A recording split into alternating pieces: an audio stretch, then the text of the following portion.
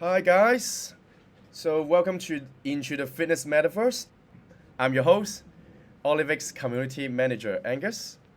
And today we have a special guest here with us to share some knowledge with us. She was my chiropractor, Jovana Dumovic. Dr. Good job, Jovana Angus. Dumovic. Jovana, very happy to have you here to share some knowledge with us today. How are you doing today? Thank you. I'm good. I'm good. Jovana actually is a chiropractor. When we think about chiropractor, sometimes we think about some injury or perhaps wrong position or some adjustment. And if you're listening to this show right now, I'm not sure if you've been to a chiropractor section or not, but Jovana will share more knowledge with us today. And of course, I'll share some experience or my expectation when I start seeing a chiropractor before. Before we get to the deep knowledge, so I would like to know more what made you to become a chiropractor? Any inspirations or reasons? Look, as you know, I've played basketball pretty much my entire life. So when I was growing up, I always had either a physio or a chiropractor, right, to look after me because I was literally playing 7 days a week. And so to prevent injuries and also to treat injuries, like I had a lot of ankle sprains, I would obviously had to get treated. So I don't know. I knew that I wanted to do something in the medical field, but I wasn't sure what. So then after high school, I just decided to study biomedical science, and then I majored in biochemistry.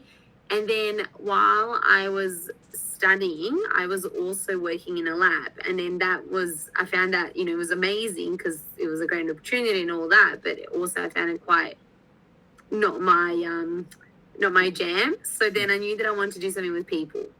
So it was either going to be a physio or a chiropractor for me because as I said, I grew up with both. So for me, it kind of made sense. I chose the chiropractic way just because I preferred how they would assess the entire body and then not just treat the specific injury. So for example, if you came in with a knee pain, you would look at the knee, but you'd also look at what's happening in the hip, what's happening in the lumbar spine, etc., what's happening in the shoulders because you're compensating all that. So in order to treat the knee, you pretty much had to treat every other body part that could be involved to help with that. So that's I enjoyed that. And I thought, well, that makes sense to me. So then I decided after I finished biomedical science, I decided to further my studies into chiropractic. All right, And that's very Yeah. interesting background story. So let's say if I want to become a chiropractor right now, Yeah. how long does it take or what do I need to study? Based on my understanding, I know different countries or different places, they do different qualifications or require different experience. Can you share a little bit more with us with your background and also perhaps compare your qualifications to other places? Yeah, so in Australia here, it is a 5-year degree. So when I was doing it, it depends also which state you're in, like whether you're in New South Wales or Victoria. I think Western Australia, I think Perth have one as well. I'm not sure. Anyway, so here it's 5 years, so 3 years bachelor and 2 years masters. But now I think it's just a double degree now. I think it's like still 5 years, but it's not considered a master's now. I think I'm not sure. So yeah, that's what it is. So the first 3 years are pretty much obviously a lot of theory. You also do a lot of prac, but a lot more theory. And in the last 2 years, you work in the clinic, the student clinic, and that's where you kind of, get the gist of things and how clinic is run. And you also get to work on real patients that come in there, obviously being supported by another chiropractor, like your professor there. Yeah, but I know other countries have different rules. For example, in I think Switzerland, it is a specialty. So you go to med school and then you specialize to be a chiropractor.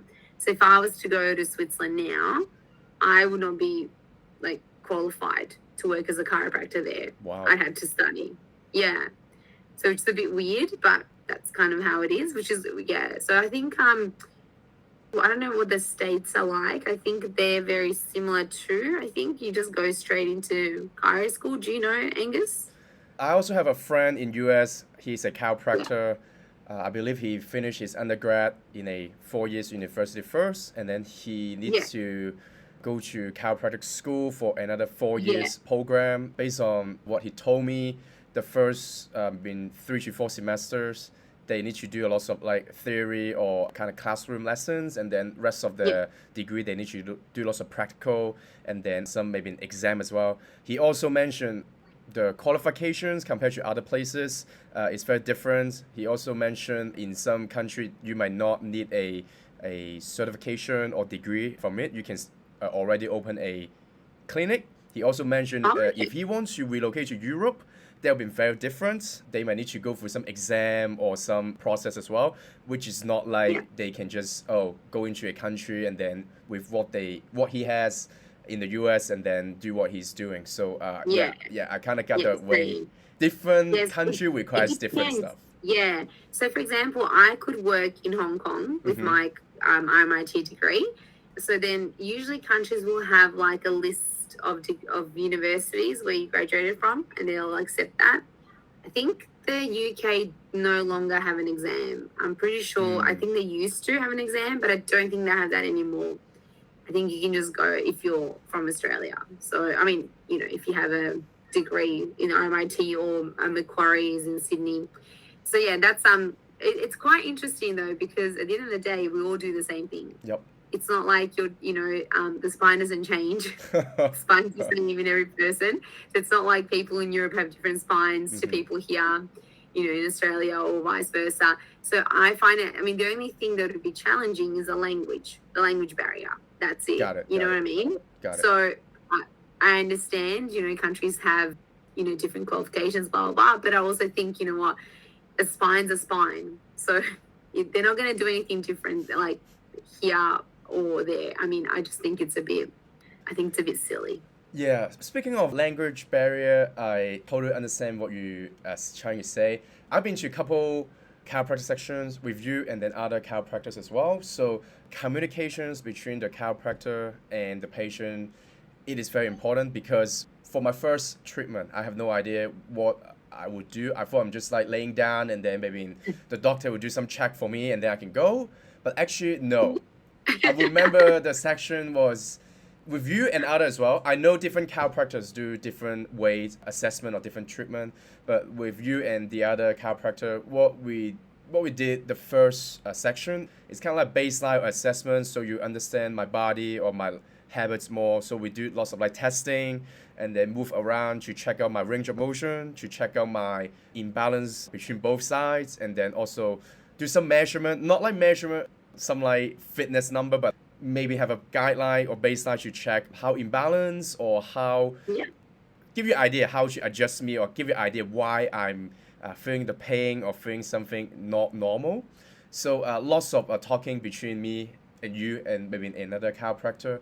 And I remember one of the things I did was like closing my eyes and then start walking or stomping or marching, and then after maybe 40 steps or 50 steps, and then you ask me to, hey, look, this is where you start and this is where you're at right now, and then you're more onto one side or the other side, and then few other exercise. So give you an idea, and also you give me some explanation why it happens to me, and then also explain do other people normally will have this kind of measurement as well.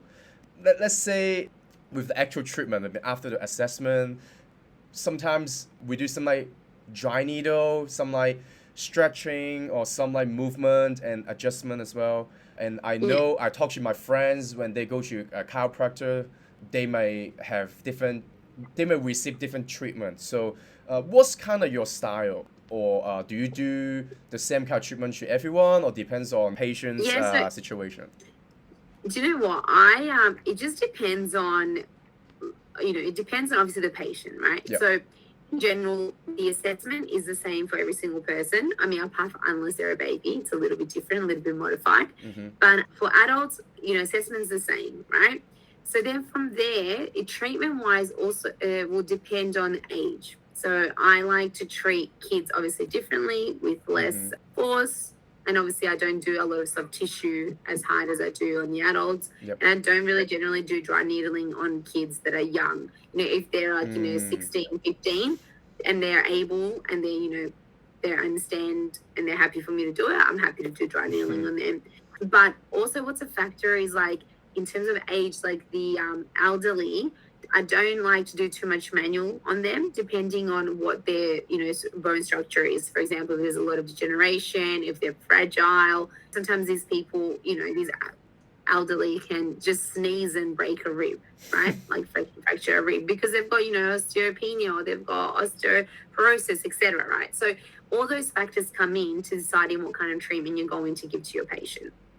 So it's just say for you, for example, all healthy, fit, nothing wrong with you. I would explain two options to you, whether I do manual adjustments when you hear that cavitation, which is the manual movement of the joint, or I like to use a drop piece. And I didn't use that on you, Angus, because I didn't have that table in Hong Kong.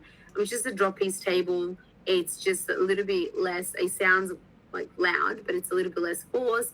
And some people like that prefer that a little bit more because you don't usually get a cavitation out of the joint.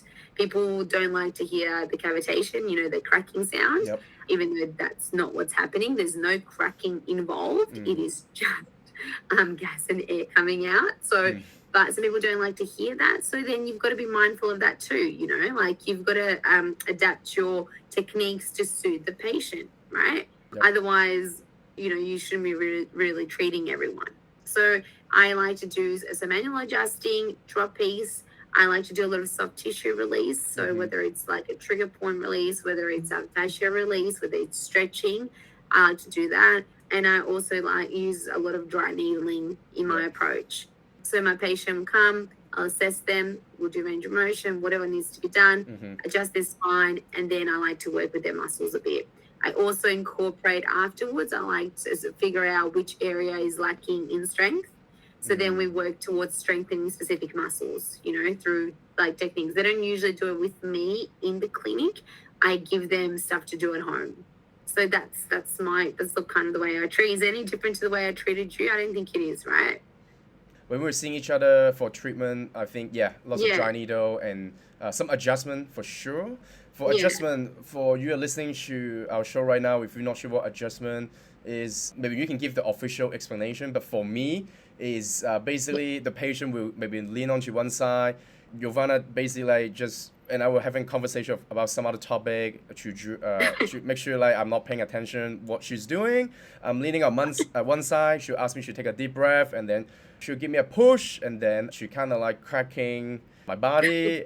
It's just very half second. No cracking. It's movement of the joint. So mobilization. There you go. That's the official explanation from the doctor. So the adjustment, the aim of the adjustment is to apply specific force into the joint to allow the joint to move, right? Sometimes joints they're not really locked up or jammed. It's just, through time from rotate, through poor posture, rotation, compensation of the body, etc. Our body just becomes a little bit all over the place. So I like to use the adjustment along with exercise and rehab and soft tissue release as a way to, improve the overall function of the body, right? So that we can move and people feel better. Does that make sense? So the whole point is to through manual adjustments or manipulation, we improve the mobility of the joints. So then with the way I look at it, if the mobility is improved, then everything around that joint is going to be working better. The muscle will be less tighter, etc., right? You'll be able to use that joint more efficiently as opposed to if you've got all these pain receptors firing every time you take a step. Do you know what I mean? To reduce pain and improve the functionality of the joint. And then obviously that's what I can do physically, but then there's other things that the patients also need to focus on, if something keeps recurring, you're not going to there's no point me keep doing the same adjustment and it just keeps coming back and coming back and coming back. So then you've got to look at, why is it coming back? Is the patient sleeping incorrectly? What's the patient doing during the day? Are they sitting incorrectly? For example, do they have 3 screens that they're looking at? Things like that. So then you've got to incorporate that as well, because otherwise just adjusting it is not really going to help. That's what I find from my experience. Other chiropractors might think differently, which is totally fine. But I find that unless you're assessing the entire, their daily living routine, you're not going to get the same results by That's just, that's adjusting it. very good point. The treatment maybe in just about 60 minutes or an hour, and then you won't see the patient again for another week or two, and then there's quite lots of hours and days they're on their own. So it's very Yeah, important for them to do maybe some exercise or understand their lifestyle. Just like yeah, me, yeah, when I go to a physio, they will give me a check and then see how my rehab progression, and then see compared to the last section anything different or pain or progress, and then they also give me yeah, a lot of exercise to do on my own. I totally get it. But speaking of physio, I feel like lots of people actually confuse chiro and physios. From my yeah, understanding, like physio is more like for maybe an injury or maybe in a specific or a short term, a short period kind of injury or a reason. That's why they're going to see them. I feel like chiro is more like some long term habits causing some pain or maybe in some issues. That's why the patient needs to see a chiro. Can I say like that? And then also maybe you are more the expert, you're in the field, so maybe you can tell us more between um, physio and yeah. chiro. This question, if I had $1 every time I got asked this question, I would literally be a billionaire right now. It was, but look, honestly, it all comes down to the patient, right? What they prefer. Yeah. So, you, for acute or subacute or chronic, it doesn't matter which condition it is. You can see both. Yeah, because you've got some chiropractors who mainly just focus on rehab. Does that make sense? So they work with a lot of athletes, and their main focus is, if a patient comes with like a torn ACL or something like that, that's what they're going to be working with. Yep. I mean, that's me, but there are some chiropractors who do that. So I do send a lot of my patients to see a physio as well. If I find that I've done what I can from my point of view in reducing their, increasing their mobility of the joint, but decreasing the inflammation of the surrounding tissues. And if I find that it's a little bit out of my scope in terms of rehab, because it's not what I technically do, right, all the time, I like to refer them out to, I have a great physio that I work with, and I send him to him, and his name is Mark. I send it to him, and Mark will do the rehab work, and the patients are happy, But then some chiropractors will do it all. They'll do the adjusting and then do the rehab as well. Does that make sense? Gotcha. I mean, I'm happy to do rehab for certain things that I'm okay with, that I feel comfortable with. For example, if someone's had surgery on their knee and that, I kind of would prefer to send them off to a physio who works with that all the time. Yep. Do you know what I mean? Yep. And then obviously be seeing them at the same time, I'll be doing different stuff. But for example, if somebody's had knee surgery, you're going to be looking at their hips and making sure that their hips, what's happening with their hips, because they're usually either on the crutches or in a boot. So they're compensating. And then you're looking at their upper body, right? What are their shoulders? What's their neck, spine doing? So there's the room for both. I just think that there's some sort of rivalry between the two. And I really think if we all just let go of our egos, and we would find that we'd work so much better, and the patients would benefit so much more if we just work together. Gotcha. Okay. Gotcha. Is this So a bit, it's very good point. Very good point. I like the way you mentioned like kind of rivalry, but like you get a good point. At the end of the day, the ultimate goal is make sure the patient feel good and then move well. So that's the ultimate goal. Instead of saying my way or my method is better than yours. So Yeah.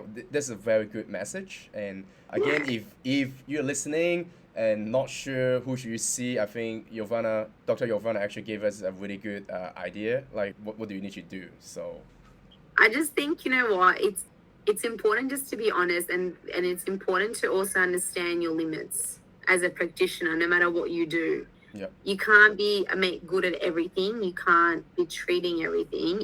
You've got to understand what you can do, and then you also understand what you need to understand what someone else can do to help that patient as well. Because the end goal is them improving. Yep. Not your ego. So, I think it's the difference is I would look at a physio more for rehab and rather than for getting an adjustment, if that makes sense. Depends on the need or situation. Gotcha. Yes, that's kind of how I would look at it. And like I love clinical Pilates, so a physiotherapist. I mean, there's some chiropractors who Yep. do that here too, but mainly physios. So I send a lot of patients to do that because I think it's really important in like achieving great optimum functioning of the body. Yep. So I mean, I do it. So I never give anything to my patients that I don't do myself. That's like one rule I have. If I haven't tried it, I will not suggest it to them. So when I treat, and I'm sorry, I know it was painful, but I get treated the way that I treat you, how I treat you. And I find that works the best. But then sometimes, some people don't like that, and that's fine. You also have to understand that not everyone's going to just welcome everything you're doing. And if they don't, you just need to be able to refer them off to someone that they will click with. So that's kind of how I look at it.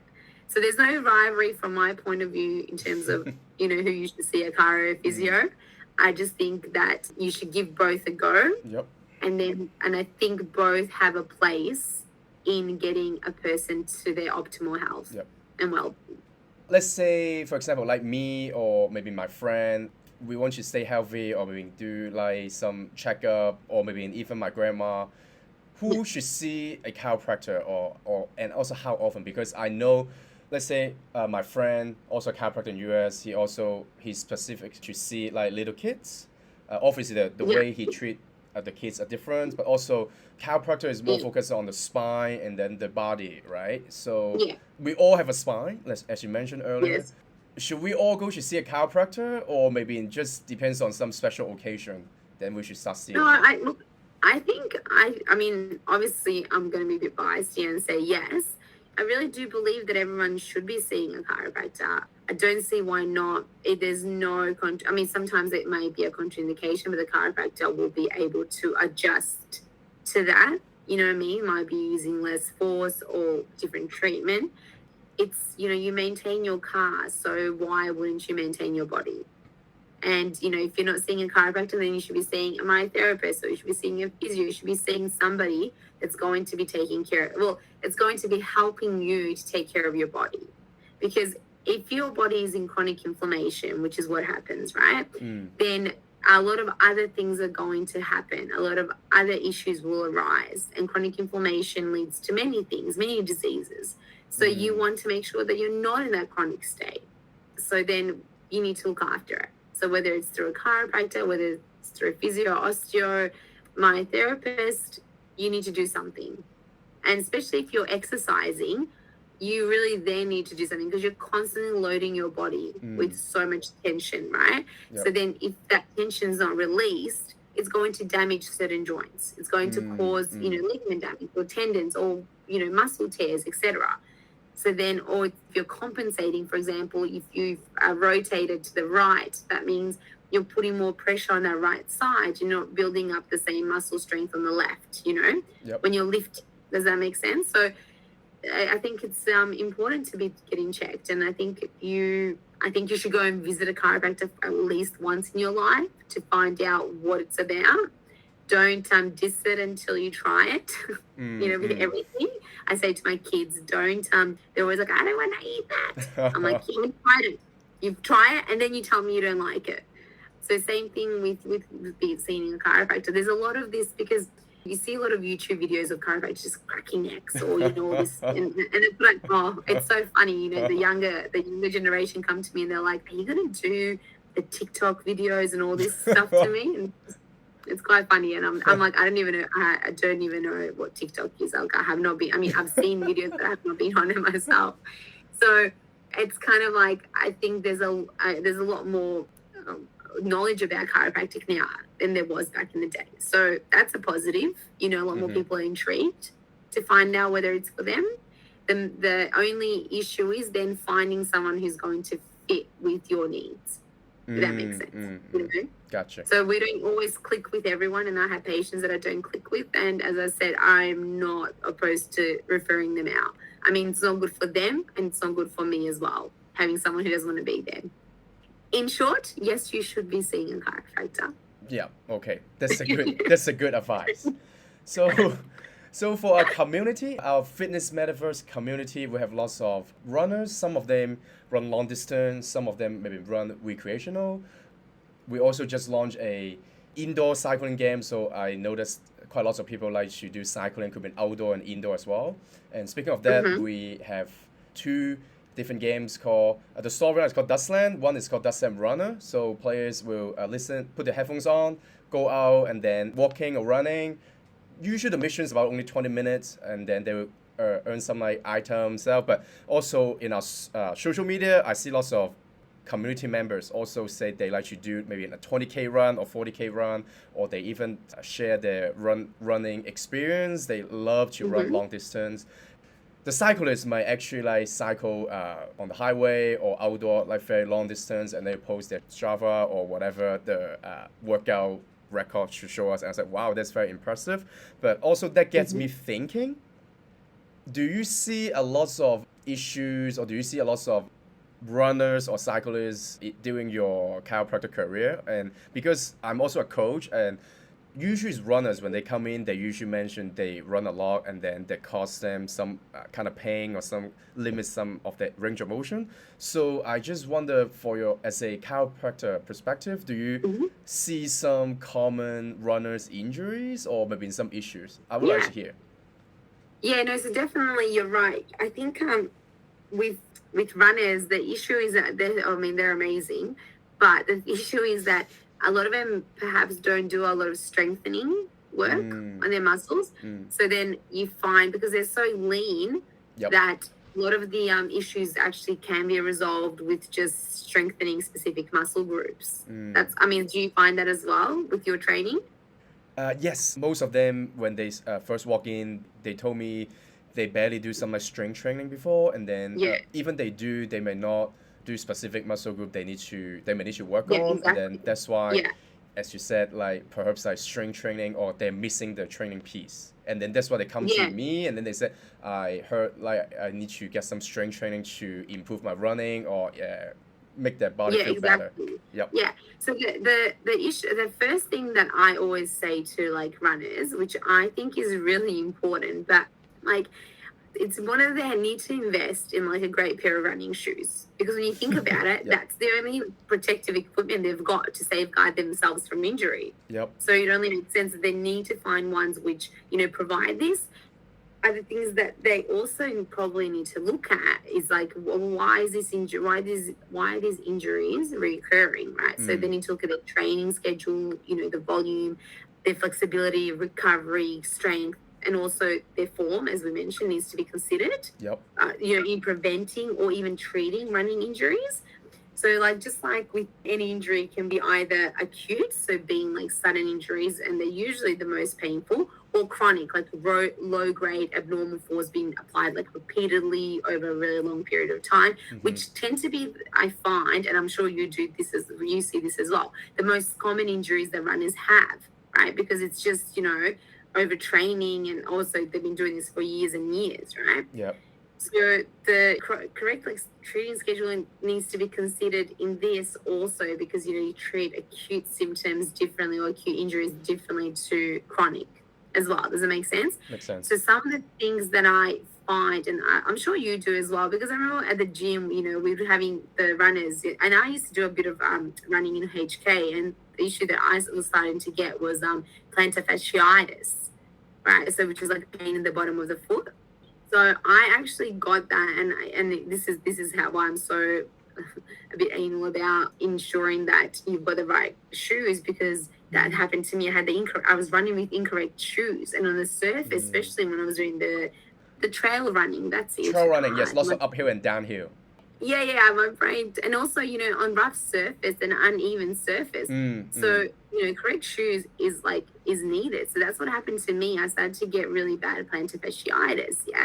So then, if you're looking at plantar fasciitis, you've got to be looking at a lot of things. Obviously, like you're looking at the feet, like their arch, right? Usually, flat feet are more likely to get plantar fasciitis. Running shoes, as I said, also like the muscles, tight muscles, weak muscles as well can lead to this too. So like also poor running form. That's one major thing that I think a lot of runners get, is because of their running form.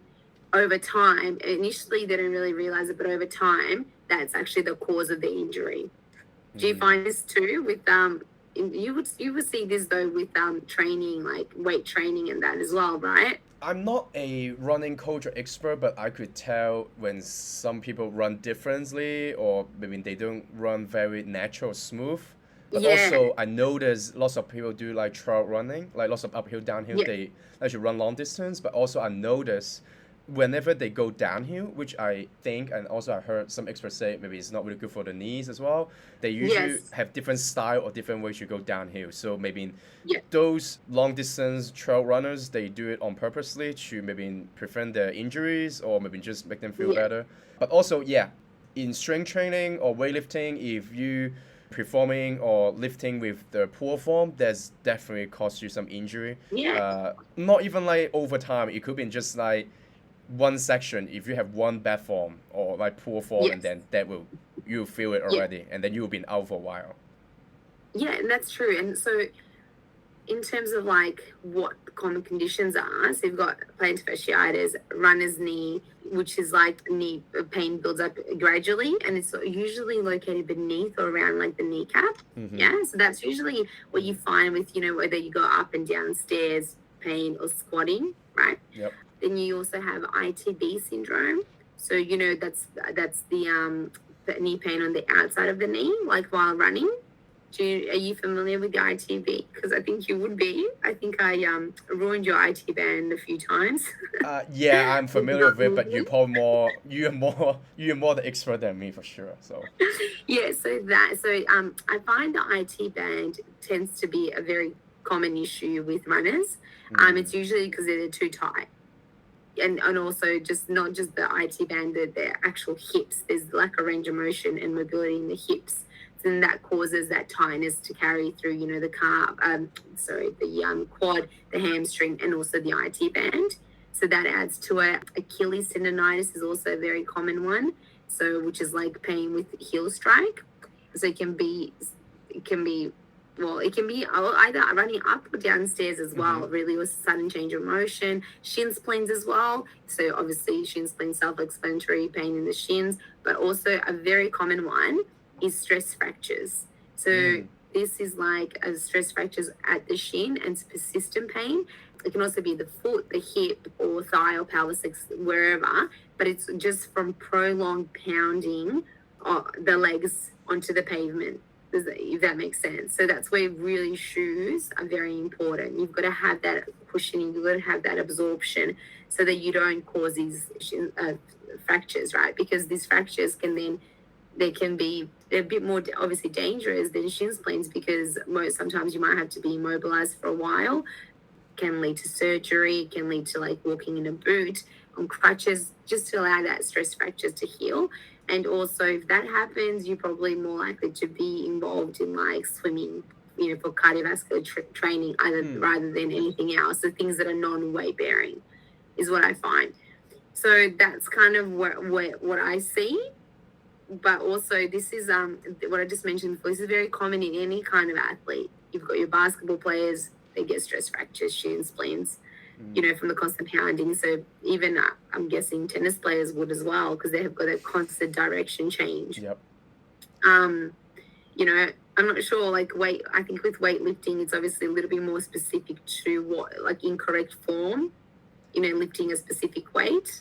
Well, yeah, definitely. For weight training or maybe even CrossFit, I think when a person first coming in, and then we usually do some like tests or some like simple movement, and then we can check the person's mobility, range of motion, and then also maybe in the imbalance, and then if the person like shifts to one side, or maybe even through chit chat, through warm up, I could understand like the person's athletic background or maybe in some maybe in some injury history, and then I'll find out more. And then most of the common thing is imbalance from, like you mentioned, tennis players, because they usually just use one side, use lots of string and force.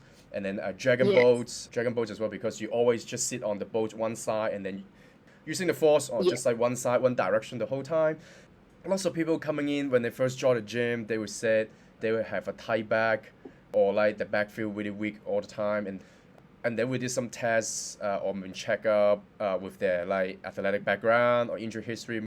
Most of the time, because they have a tight hamstring, they cannot really reach the toes, or when they try to reach the toes, they barely can touch the machine. And so that's kind of proof the spot you feel hurt or the spot you feel the issue may not be the cause. So it's usually the surrounding muscle part or whatever reason. So yeah, that is right.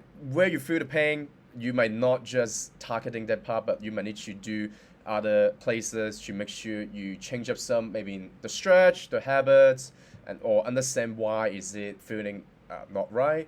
But speaking of some other issues, I was just going to say, Angus, sorry to interrupt you, Yeah. and this is when you see a chiropractor. What you okay, just mentioned. good sign. Okay. Because most of the time it's as you said, it's not the like where you feel the pain is not actually the cause. The cause most of the time people who feel pain in the knee, unless there's been direct trauma to the knee, but the actual pain comes from the hip and it's just referring to the knee. And vice versa, hip pain is usually associated with a knee issue rather than the hip itself. So you've got to really, that's why it's really important. And this is kind of why I prefer to do chiropractic instead of physiotherapy. Not necessarily physiotherapists don't do this, they do, but not all, is because I kind of, you assess everything. You need to find out what's happening overall in order to know how to actually approach the situation in treating this patient. Very good point. And yes, that's exactly, good job. Good job, Angus. I like it. Thank you from the doctor. So You're always a very good trainer, Angus. Very good. for me, my common injury or common issue I see from people coming to the gym is they said weak back or tight hamstrings.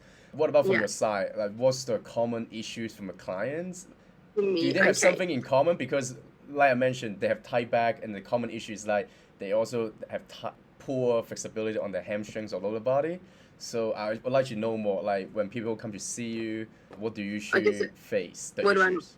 I mean, look, apart from the common like neck pain, back pain, headaches, I, at the moment, am seeing so many people with rotator cuff tendonitis and tennis elbow and golfer's elbow. It's the strangest thing. So when your week starts in a clinic, for example, on a Monday morning, whatever the first patient comes in with, I find for the next month, I'm treating pretty much everyone with the same issue. It's just, it's really, really strange.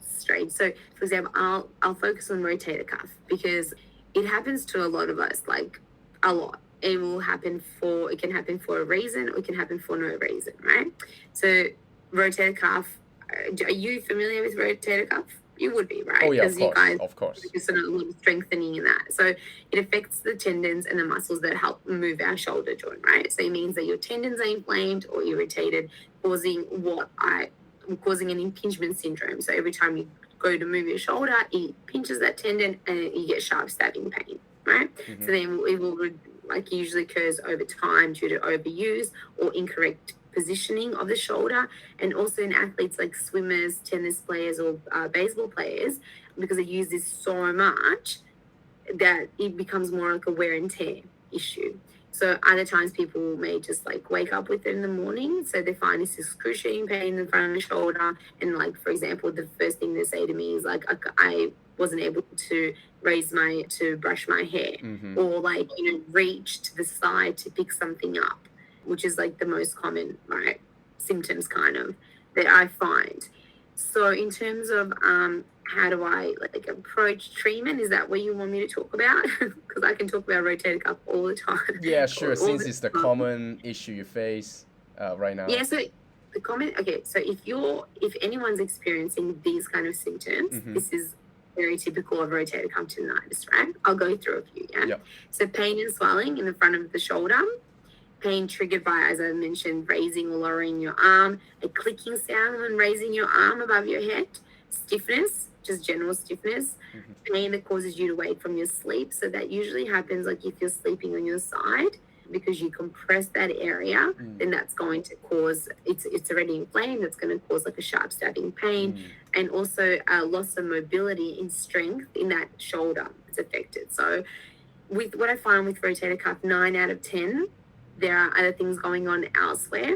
For example, the neck, so the cervical spine, you might find that there might be a bulging disc or a nerve entrapment that's actually the cause of this, if that makes sense. So it's like it's been there for a while, and then the shoulder's been compensating for it. Yep. And simply just poor posture due to prolonged compensation by the other side, etc. So it's really important when assessing patients not to only look at their range of motion of their shoulder, right?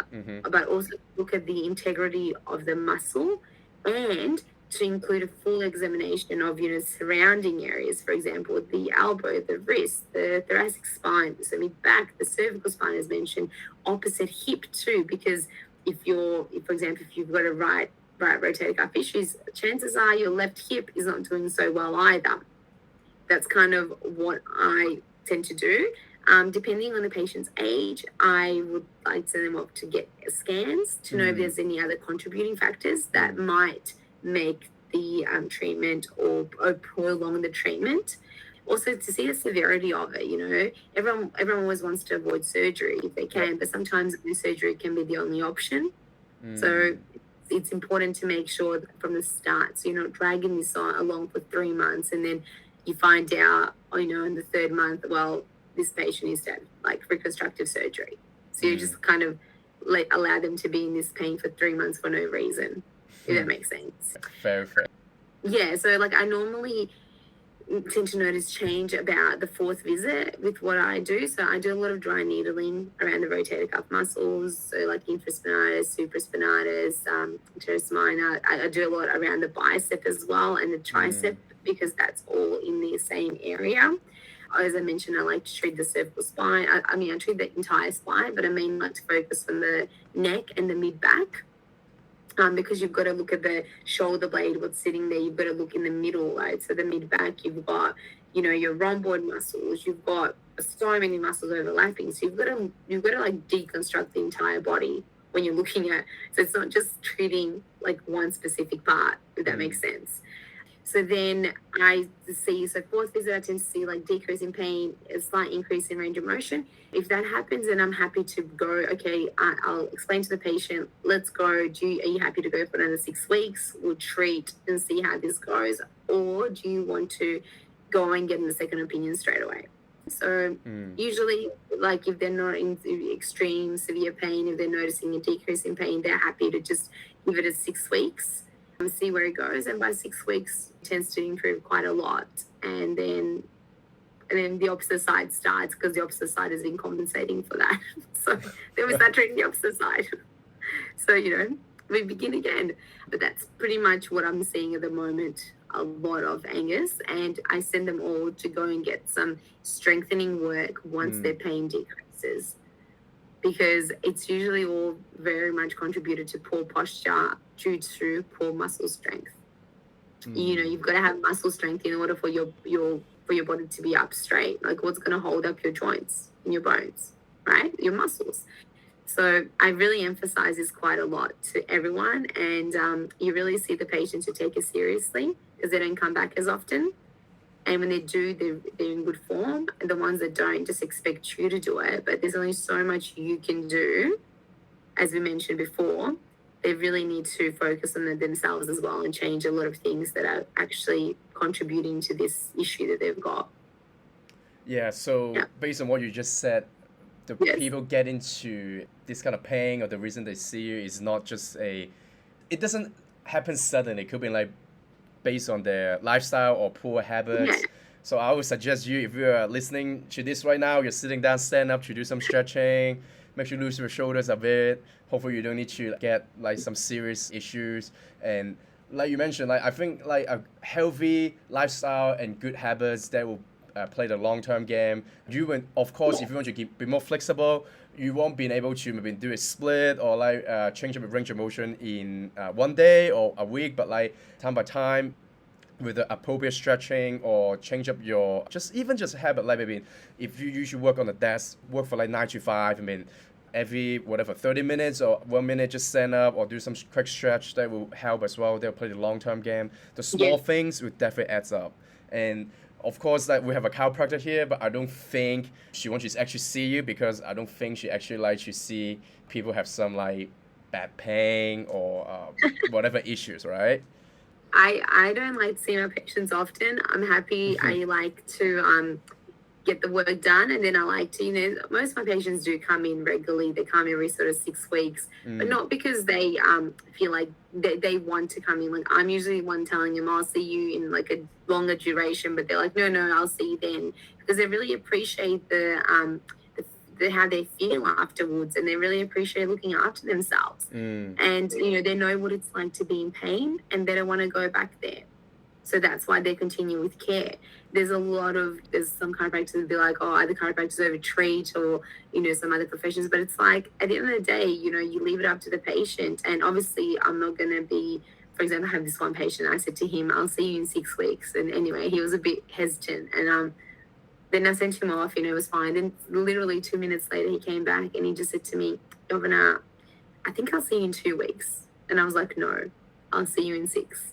And he was like, no, I'll see you in 2. I said, let's do 6. And if something happens, then you can call me and we'll talk about it and we'll see if you need to come in.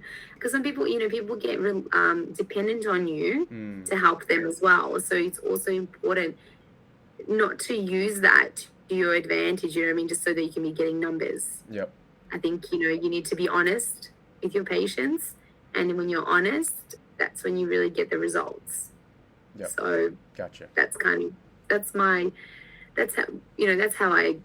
I go through life, especially within the clinic. Honesty is very big clinic. That's kind of why we have a good name.